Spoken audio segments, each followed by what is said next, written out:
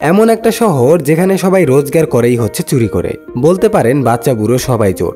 এই শহরের মানুষ এমনভাবে পরিকল্পনা করে ডাকাতি করত যে পুলিশ আজ পর্যন্ত কাউকে ধরতেই পারেনি। আসসালামু আলাইকুম এভরিওয়ান, আরও একবার স্বাগত জানাচ্ছি আমার এই ছোট্ট চ্যানেলে। আজকে আমরা কথা বলবো দ্য টাউন নামের এই মুভিটা নিয়ে, যেটা রিলিজ পেয়েছিল 2010 সালে। আর হ্যাঁ, আর একটা কথা, আমরা কিন্তু 1000 সাবস্ক্রাইবারের অনেক বেশি কাছাকাছি আছি। তাই যারা চ্যানেলে নতুন আছেন অবশ্যই সাবস্ক্রাইব করে পাশে থাকবেন। তো চলুন আর বেশি কথা না বাড়িয়ে মুভিটা শুরু করে দেই। গল্পের শুরুতে দেখা যায় একটা পুলিশ ভ্যান শহরের রাস্তায় চলছে। ভ্যানটিতে থাকা দুইজন পুলিশ অফিসার ব্যাংকের প্রতিটি শাখায় টাকা পৌঁছে দেয়। ভ্যানের কাছেই বসে আছে বাগ আর তার সঙ্গীরা, জেমস, অ্যালবার্ট ও আর্লিন। তারা এই ব্যাংকটা লুট করার পরিকল্পনা করছে। ওরা ছোটবেলা থেকেই একসাথে চুরি করে আসছে। কিছুক্ষণ পর ভ্যান থেকে একটা পুলিশ অফিসার ব্যাংকের ভেতরে টাকা ভর্তি ব্যাগ নিয়ে ঢোকে। তার কিছুক্ষণ পরেই বাগ আর তার সঙ্গীরা মাস্ক পরে ব্যাংকের ভেতরে ঢুকে পড়ে। ভেতরে ঢুকেই তারা ব্যাংকের সব কর্মচারী ও গ্রাহকদের বন্দুকের মুখে আটকে ফেলে।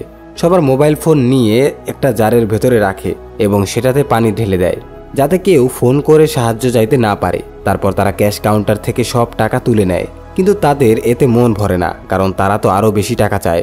তাই তারা ব্যাংক ম্যানেজার কেসিকে ডেকে এনে সেফ খুলতে বলে। কেসি ভয়ে সময় নষ্ট করতে থাকে, বারবার ভুল কোড দিয়ে দেরি করানোর চেষ্টা করে। তখন ডাক বলে, আমি তোমার বাড়ির ঠিকানা জানি, চালাকি করো না।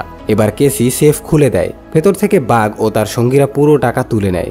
এদিকে বাইরে আরেকজন পার্টনার ব্যাংকের সব হার্ড ড্রাইভে আগুন ধরিয়ে দেয়, যাতে পুলিশ কোনো ফুটেজ না পায়। কেসি সুযোগ নিয়ে ফ্লোরে শুয়ে পা দিয়ে অ্যালার্ম বাজিয়ে দেয়। জেমস ভাবে এটা অন্য কেউ করেছে এবং ভুল করে আরেকজন নিরীহ মানুষকে মারতে শুরু করে। এটা দেখে কেসির খুব খারাপ লাগে, কারণ তার জন্যই লোকটা মার খাচ্ছে। বাগ ও তার সঙ্গীরা টাকা নিয়ে ব্যাংক থেকে বেরিয়ে যায় এবং ফিঙ্গারপ্রিন্ট মুছে ফেলার জন্য পুরো জায়গায় কেমিক্যাল ছিটিয়ে দেয়। কেসি তখন জেমসের ঘাড়ে একটা ট্যাটু দেখে ফেলে। তারা কেসিকে অপহরণ করে নিয়ে যায় এবং কিছু দূরে গিয়ে ছেড়ে দেয়। চুরির তদন্ত শুরু করে অ্যাডাম নামের একটা FBI অফিসার। যে শহরে এই চুরি হয়েছে তার নাম হচ্ছে চার্লস টাউন, একটা এমন জায়গা যেখানে চুরি আর খুন প্রায় নিত্যদিনের ঘটনা। এই কারণে FBIও ওই চোরদের ধরতে নেমে পড়েছে। অ্যাডাম প্রথমে ব্যাংক ঘুরে দেখে, কিন্তু কোনো প্রমাণ পায় না। সবকিছুই মুছে ফেলা হয়েছে। তারা ভ্যানটাও খুঁজে পায় যেটা দিয়ে ডাকাতরা পালিয়েছিল, কিন্তু সেটাও পুড়িয়ে দেওয়া হয়েছে। ব্যাংকের গ্রাহকরাও কিছুই বলতে পারে না, কারণ সবাই মাস্ক পরা ছিল। পুলিশ কেসিকে জিজ্ঞাসা করে, কিন্তু কেসি ট্যাটুর কথা লুকিয়ে রাখে, কারণ সে ভয় পায় যে চোররা এসে তাকে আবার মেরে না ফেলে। বাগ ও তার সঙ্গীরা একটা সেফ হাউসে মিটিং করে। জেমস বলে, আমি কেসির ড্রাইভিং লাইসেন্স নিয়ে এসেছি, ও আমাদের কাছাকাছি থাকে। যদিও পুলিশকে বলে দেয় আমরা তো ধরা পড়ে যাব, তাই ওকে মেরে ফেলা উচিত। কিন্তু ডাক বলে, না, আগে আমি দেখি ও কি চায়। আমি ওকে ফলো করব, তারপর দেখা যাবে। এরপর তারা লুটের টাকা নিজেদের মধ্যে ভাগাভাগি করে নেয় এবং যাদের সাহায্য ছিল তাদেরকেও কিছু অংশ দেয়। এছাড়াও তারা এলাকার ডন, যার নাম হচ্ছে ফেগি, তাকেও কিছু টাকা দেয়। সেই রাতে তারা একটা বারে যায়, সেখানে মদ খায়, জুয়া খেলে। সেখানে আবার ডাগের দেখা হয় ক্রিস্টার সাথে, যে হচ্ছে জেমসের বোন এবং একসময় ডাগের প্রেমিকা ছিল। এখন যদিও তারা আলাদা, কিন্তু ক্রিস্টা এখনও ডাগকে ভালোবাসে। রাতটা তারা একসাথেই কাটায়। পরদিন ডাগ কেসিকে ফলো করে দেখে সে কাপড় দিতে লন্ড্রিতে এসেছে। ডাগও ওখানে গিয়ে আলাপ জমায়। ধীরে ধীরে বন্ধুত্ব হয়। তারপর ডিনারে আমন্ত্রণ জানায়। কেসি মানসিক চাপ থেকে মুক্তি পেতে রাজি হয়। ডিনারে ডাগ বলে সে নির্মাণ কাজে কাজ করে, আর কেসি জানায় সে ব্যাংকে কাজ করে এবং চুরির দিনের ঘটনাও কিছুটা বলে। শুনে ডাগ বুঝে যায় যে সে কিছুই বোঝেনি, কে আসলে ডাকাত। পরের দিন ডাগ জেমসকে বলে, চিন্তা করিস না, কেসি আমাদের সম্পর্কে কিছুই বুঝতে পারেনি। এদিকে FBI এজেন্ট অ্যাডাম একটা সন্দেহভাজককে ধরে জোর করতে করতে জানতে পারে যে ব্যাংকের অ্যালার্ম সিস্টেম শুধু ওয়েলকাম কোম্পানির কর্মচারী বন্ধ করতে পারে। তারা খুঁজে পায় চুরির দিন ওই কোম্পানির একটা কর্মচারী ছুটিতে ছিল, আর ওই কর্মচারী আগে হওয়া চুরির দিনগুলোতেও ছুটিতে ছিল। তার নাম হচ্ছে আলডেন, ডাগের বন্ধু এবং এক কম্পিউটার হ্যাকার। এখন FBI জানে কে কে এই চুরির সাথে জড়িত, কিন্তু তাদের হাতে কোনো প্রমাণ নেই বলে গ্রেফতার করতে পারছে না। অ্যাডাম তাদের সব ছবি তুলে সদর দফতরে বসে বিশ্লেষণ করতে থাকে। সে বলে, দলের প্রথম লোক অ্যালবার্ট, যিনি গাড়ি চুরিতে দক্ষ। দ্বিতীয় জেমস, যিনি 18 বছর বয়সে খুনের জন্য জেলে গিয়েছিল। তৃতীয়জন হচ্ছে আলডেন, কম্পিউটার হ্যাকিংয়ের এক্সপার্ট। আর এদের নেতা হলো ডাগ, এই পুরো দলের মাস্টার মাইন্ড। এখন FBI এর হাতে চোর দলের পুরো তথ্য চলে এসেছে। তারা সবাইকে নজরদারিতে রাখে। এদিকে দেখা যায় ডাগ আর কেসি এখন প্রায় একসঙ্গে দেখা করে। একদিন ডেটে গিয়ে কেসি বলে, সেদিন ডাকাতের গলায় একটা ট্যাটু দেখেছিলাম, কিন্তু কাউকে বলিনি, আমি ঝামেলায় জড়াতে চাইনি। ডাক শান্তভাবে জবাব দেয়, তুমি ঠিকই করেছো। দুজনের মধ্যে দূরত্ব কমে আসে। ধীরে ধীরে তারা একে অপরকে ভালোবাসতে শুরু করে। একদিন কেসি বাড়ি ফেরার পথে বলে, আমি প্রতিদিন আলাদা রাস্তা ধরে ফিরি, কারণ কিছু লোক আমাকে বিরক্ত করে। ডাক কেসিকে তার বাড়িতে পৌঁছে দেওয়ার পর জেমসকে নিয়ে ওই লোকের বাড়িতে যায়, যে কেসিকে বিরক্ত করে। এরপর তারা দুইজন ওই লোকটাকে মারতে শুরু করে। একসময় ডাক পিস্তল বের করে ওই লোকটার পায়ে গুলি করে, কিন্তু জেমসকে সে এটা বলেনি যে তারা ওই লোকটাকে কেন মারছে, কারণ সে কেসি এবং তার ভেতরের সম্পর্কটা কাউকে জানাতে চাচ্ছে না। এরপর একদিন কেসি এবং ডাক একটা রেস্টুরেন্টে বসেছিল। হঠাৎ সেখানে জেমস এসে পড়ে। ডাক ভয় পেয়ে যায়। যদি কেসি তার গলার ট্যাটুটি চিনে ফেলে তাহলে সব শেষ। ডাক তাড়াতাড়ি জেমসের গলায় হাত দিয়ে ট্যাটুটাকে ঢেকে ফেলে এবং তাকে ওখান থেকে চলে যেতে বলে। বাড়ি ফিরে জেমস রেগে যায়, তুমি এমন একজন মেয়ের সাথে ঘুরছো যে আমাদের ধরা খাওয়াতে পারে। ডাক বলে ও কিছুই জানে না, আর আমি আজকের পর থেকে এই কাজ ছেড়ে দিয়ে শহর ছেড়ে চলে যাব। তখন জেমস ডাককে আরও একটা চুরির কথা বলে, কিন্তু ডাক এই চুরি করবে না বলে জানিয়ে দেয়, কেননা পুলিশ তাদের চারদিকে খুঁজছে। এখন যদি তারা চুরি করতে যায় তাহলে তারা পাক্কা ধরা পড়ে যাবে। কিন্তু জেমস এই চুরিটা করার জন্য পাগল হয়ে গেছে। জেমস বলে, আমি কেসির ব্যাপারে টিমকে কিছুই জানাবো না, কিন্তু তোমাকে এই চুরি করতেই হবে। তখন ডাক চুরি করার জন্য রাজি হয়ে যায়। এইবার তাদের টার্গেট টাকা ভর্তি একটা ব্যাংক ভ্যান। ডাক পুরো প্ল্যান সাজায়। প্রথমে তারা একটা সেলুনে গিয়ে অনেকগুলো কাটা চুল নিয়ে আসে। তারপর সবাই ভালো করে গোসল করে, অস্ত্রগুলো ব্লিচ করে যাতে কোনো ফিঙ্গারপ্রিন্ট না থাকে। ওরা আগে থেকেই জায়গাটাকে নজরে রেখেছিল। যেইমাত্র ব্যাংকের গার্ড ভ্যান থেকে নামে, ডাক আর তার দল মাস্ক পরে ঢুকে পড়ে। সবাইকে বন্দুকের মুখে ফেলে টাকাগুলো ব্যাগে ভরে ফেলে। হঠাৎ এক গার্ড অ্যালডিনের পেছনে বন্দুক ঠেকায়।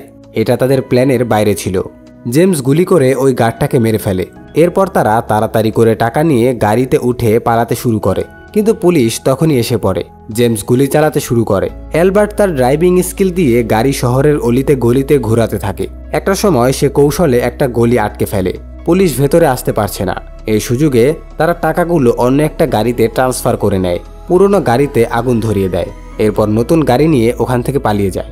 এদিকে অ্যাডাম সবকিছু বুঝতে পেরেছে যে চোরেরা এখন এই শহর থেকে পালাবে, তাই সে শহর থেকে বেরোনোর একমাত্র ব্রিজ বন্ধ করে দিতে বলে। কিন্তু অ্যালবার্ট নিজের ড্রাইভিং স্কিলের মাধ্যমে ব্রিজ বন্ধ করে দেওয়ার আগেই শহর থেকে বেরিয়ে যায়।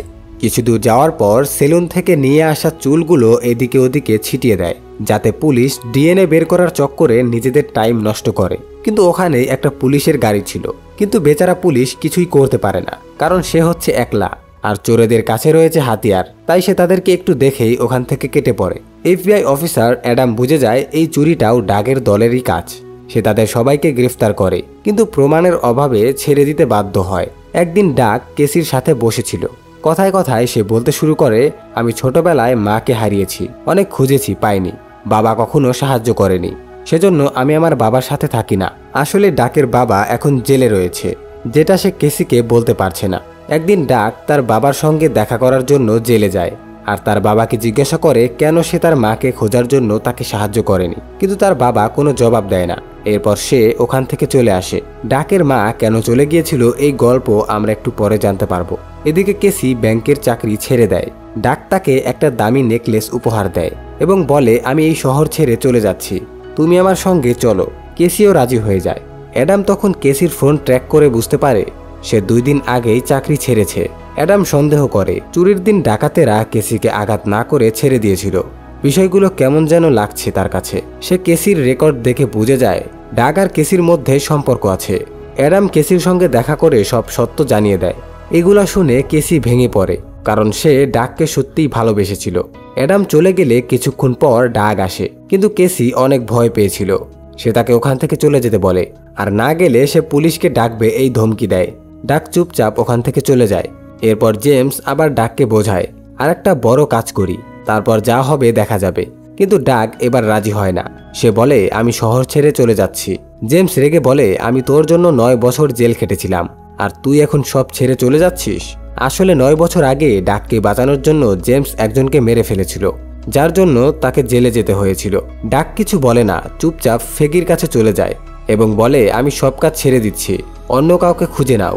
ফেগি হেসে বলে, তোমার বাবাও একসময় আমার ড্রাগ ব্যবসা ছেড়ে যেতে চেয়েছিল, কারণ সে তার মাকে ভালোবাসতো। কিন্তু তারপর কি হয়েছিল জানিস?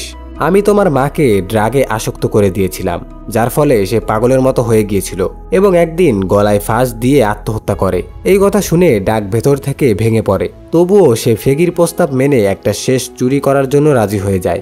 ফেগি বলে, দুদিন পর একটা স্টেডিয়ামে বড় ম্যাচ হবে, ওখানে প্রায় $3 মিলিয়ন থাকবে। যদি আমরা ওটা চুরি করতে পারি তাহলে আর কখনো জীবনে চুরি করতে হবে না। এদিকে FBI এজেন্ট অ্যাডামও একটা চাল চালে। সে বারে গিয়ে ক্রিস্টার সঙ্গে দেখা করে এবং ডাগ ও কেসির সম্পর্কের কথা জানিয়ে দেয়। সে বলে, ডাগ একদিন না একদিন ধরা পড়বেই। যখন সেটা হবে তখন তোমাকেও গ্রেফতার করা হবে, কারণ তুমিও তাদের চুরি করতে সাহায্য করেছিলে। তোমার তো এক 2 বছরের বাচ্চা সন্তানও রয়েছে। যদি তুমি জেলে যাও তাহলে তার কি হবে? এই কথা শুনে ক্রিস্টা ভয়ে কেঁপে ওঠে।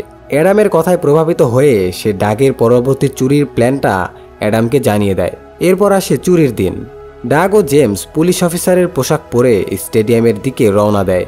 ওদিকে সাহায্য করছিল এক সিকিউরিটি গার্ড, যাকে আগে থেকেই টাকা দিয়ে সেট করা হয়েছিল।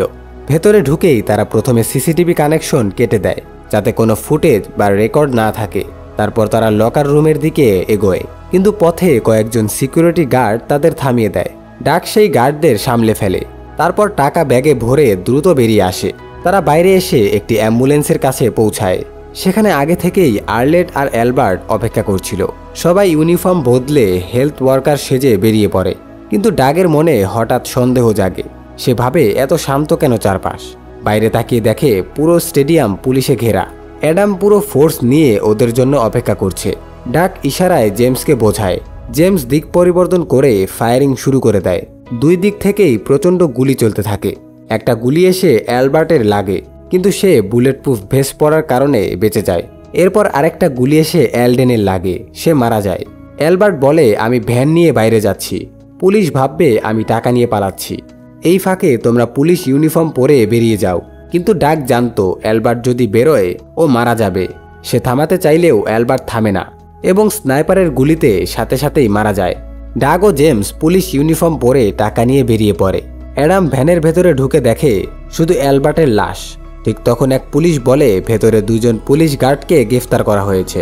অ্যাডাম সঙ্গে সঙ্গে বুঝে যায় ডাগ আর জেমস পুলিশ ছেজে পালিয়েছে। সে তাড়াতাড়ি গাড়ি নিয়ে তাড়া করে। কিছু দূর যেতেই সামনে একজন পুলিশকে দেখে থামায়, কিন্তু সে সাড়া দেয় না। অ্যাডাম তখন তার নাম ধরে ডাকে, জেমস। জেমস সঙ্গে সঙ্গে ঘুরে গুলি চালায়। অ্যাডামও পুলিশ ফোর্স নিয়ে পাল্টা ফায়ারিং করে। এক গুলি এসে জেমসের পায়ে লাগে।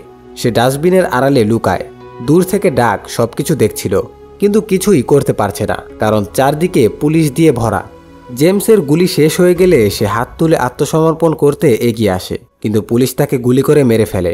ডাগ একটা গাড়ি নিয়ে পালিয়ে যায়। সে সরাসরি ফেগির কাছে গিয়ে ফেগি ও তার সহযোগীদের গুলি করে মেরে ফেলে, কারণ ফেগি তার মাকে ড্রাগে আসক্ত করে মেরে ফেলেছিল। 2 দিন পর ডাগ অন্য এক জায়গা থেকে কেসিকে ফোন করে, কিন্তু কেসির সঙ্গে তখন FBI বসে তাকে ধরার জন্য অপেক্ষা করছিল। ডাগ বলে, আমি তোমাকে নিয়ে অনেক দূরে চলে যাব। কেসি বলে, ঠিক আছে, তুমি এসে আমাকে নিয়ে যাও।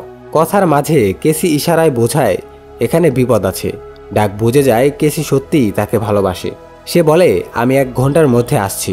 ফোন রেখে ডাগ ঘর থেকে বেরিয়ে বাগানে গিয়ে মাটি খুঁড়ে কিছু রাখে। তারপর ট্রেনে চেপে অন্য একটা শহরে চলে যায়। অ্যাডাম 1 ঘন্টা অপেক্ষা করে বুঝে যায় ডাগ আর আসবে না। সে গাড়ির কাছে ফিরে দেখে গাড়ির ওপর একটা কাগজ রাখা। ওই কাগজে লেখা ছিল ডাগের শেষ কথা। কিছুদিন পর কেসি বাগানে কাজ করছিল। হঠাৎ মাটির নিচে একটা ব্যাগ পায়। ব্যাগ খুলে দেখে ভেতরে প্রচুর টাকা আর একটা চিঠি। চিঠিতে ডাগ সব সত্যি লিখে কেসির কাছে ক্ষমা চেয়েছে। সে লিখেছে, এই টাকা দিয়ে তুমি তোমার জীবনটা ভালোভাবে কাটাও। আর সেইখানেই মুভির গল্প শেষ হয়ে যায়। এক চোর যে শেষমেশ ভালোবাসার জন্য সবকিছু হারিয়ে ফেলে, কিন্তু নিজের ভালোবাসাকে একটা নতুন জীবন দিয়ে যায়। তো বন্ধুরা, এই ছিল আমাদের এক্সপ্লেনেশন। কেমন লাগলো কমেন্টে জানাবেন। আর হ্যাঁ, ভালো লাগলে একটা লাইক করে দিবেন। দেখা হবে নতুন কোনো ভিডিওতে। সবাই ভালো থাকবেন। আল্লাহ হাফেজ।